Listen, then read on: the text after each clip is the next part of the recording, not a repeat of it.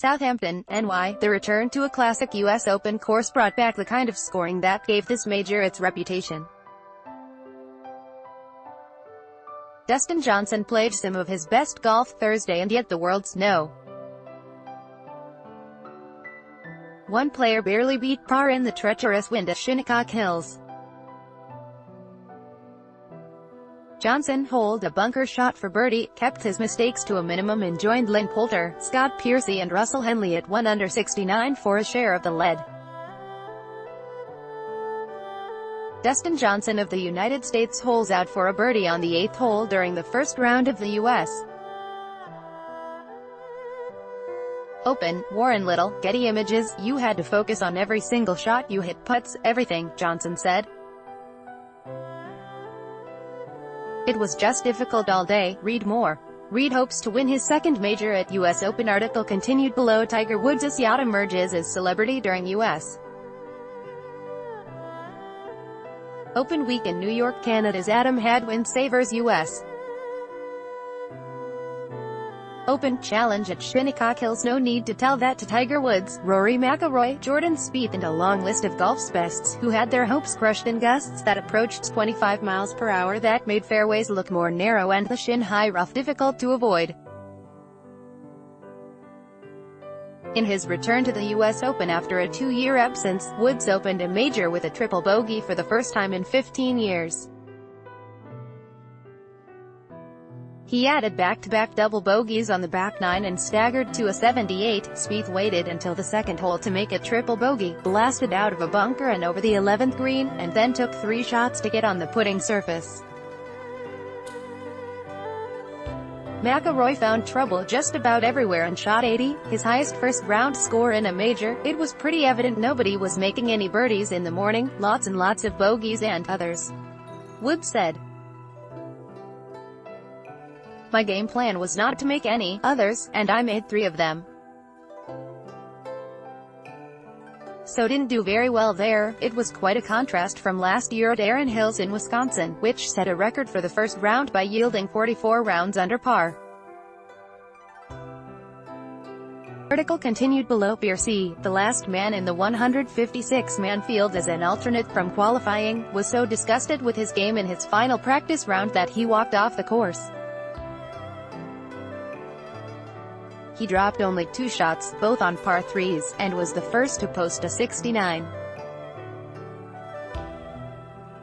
Poulter also played in the morning, while Johnson and Henley played in the afternoon as the wind reached its full strength. Henley was the only player to reach 3 under at any point, and he promptly gave that back with a double bogey on no.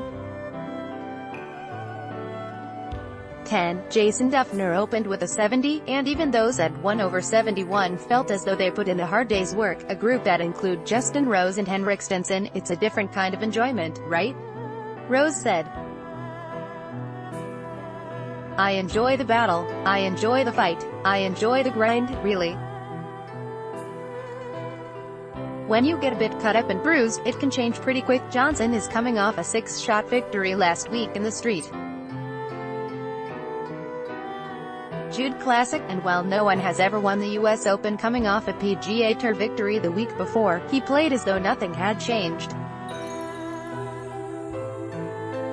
He holed medium-length putts for birdies, a few nervy, short putts for par and picked up a bonus when his shot from a front bunker on the par 4/8 rattled and rolled into the cup.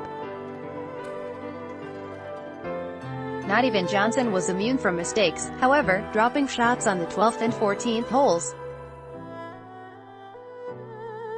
It didn't take long to figure out what kind of test this was going to be, with the 15 flags atop the grandstand next to the 18th green already flapping as the first group teed off, and they were crackling by the afternoon. Phil Mickelson, needing the U.S. Open to complete the Grand Slam, played in the feature grouping with Spieth and McIlroy. They finished a combined 25 over par, with Mickelson taking honors at 77. It was his highest opening round in his 27 U.S. Opens. Mickelson refused a request to speak to the media about his round. So did McIlroy, who had a pair of double bogeys in his third round of 80 or more in a major. Woods quickly joined them. From the middle of the first fairway, he went long over the green. He chipped once and it came back to his feet. He tried it again with the same result, and then wrapped his putter up the hill by the hole and missed the putt. He held it together until a 4-putt on no. 13, the last 3 of those putts from 6 feet, shoot something in the 60s tomorrow, and I'll be just fine, Woods said. I just think today was the toughest day we'll have all week. But then again, I think they're going to let these greens firm out a little bit. They'll start to pick up a little bit of speed, and it will be a good U.S.